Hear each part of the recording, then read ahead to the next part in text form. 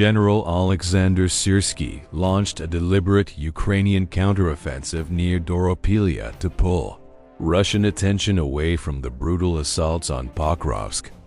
Using drone-mounted loudspeakers to broadcast surrender instructions and taking advantage of the deep autumn mud, Ukrainian forces tightened the pressure on remaining Russian pockets and triggered mass capitulations.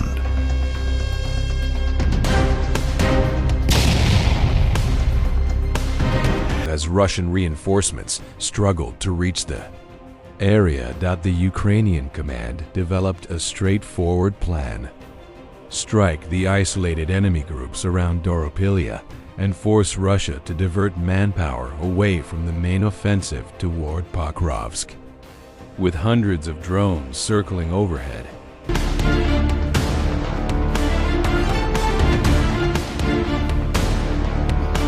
Ukrainian units gradually collapsed the encircled positions, leaving the remaining Russian soldiers on the ground with no choice but to surrender.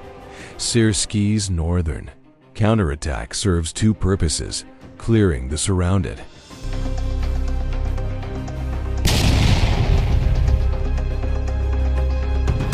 Russian troops near Dobropillia and stabilizing the sector, which in turn frees Ukrainian brigades to maneuver from the north and pressure Russian formations threatening Pokrovsk.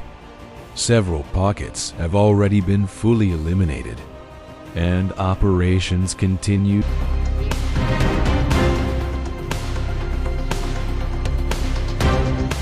to dismantle the rest.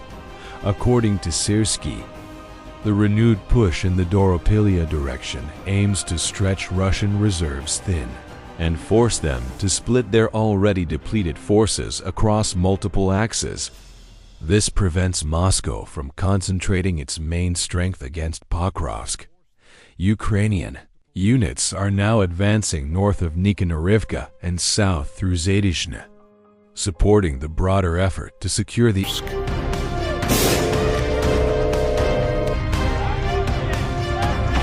area around Pokrovsk and Minifrad. A week of fierce fighting has left Zadyshne and the surrounding villages strewn with Russian casualties. Even more bodies were found in the nearby forests, where Russian troops attempting to retreat or dig in were intercepted and neutralized.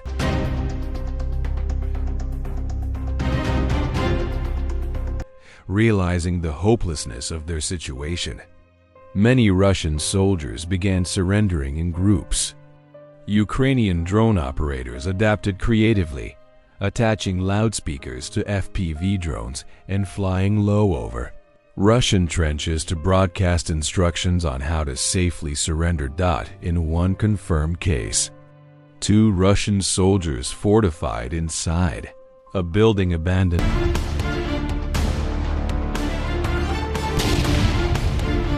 their position after being targeted by a vampire hexacopter and multiple FPV drones. One by one, they exited, dropped their weapons, and followed the drone's path toward Ukrainian troops. Ukrainian reconnaissance later confirmed dozens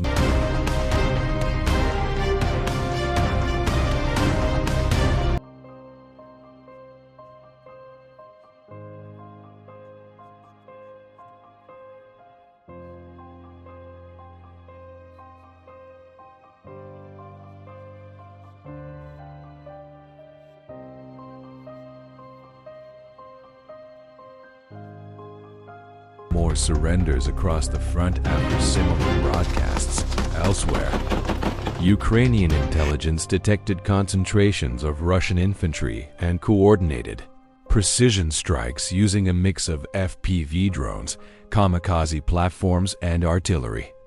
These strikes shattered the remaining organized resistance in several pockets. With these sectors cleared, Ukrainian assault and air assault brigades regained operational freedom and began applying pressure toward the Russian northern flank near Rodinsk. Russian officers quickly understood the danger, with surrender increasing. A domino effect could trigger a collapse of the entire northern line. In response, Russia attempted to pull reserves from Pokrovsk and Minorod to plug the growing gap. But their timing proved disastrous. The autumn mud season arrived early, and multiple Russian columns, including armored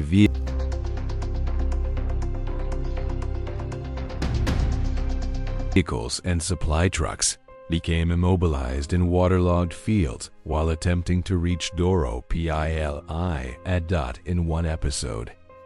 5 armored vehicles advanced to reinforce the failing line, but 3 became stuck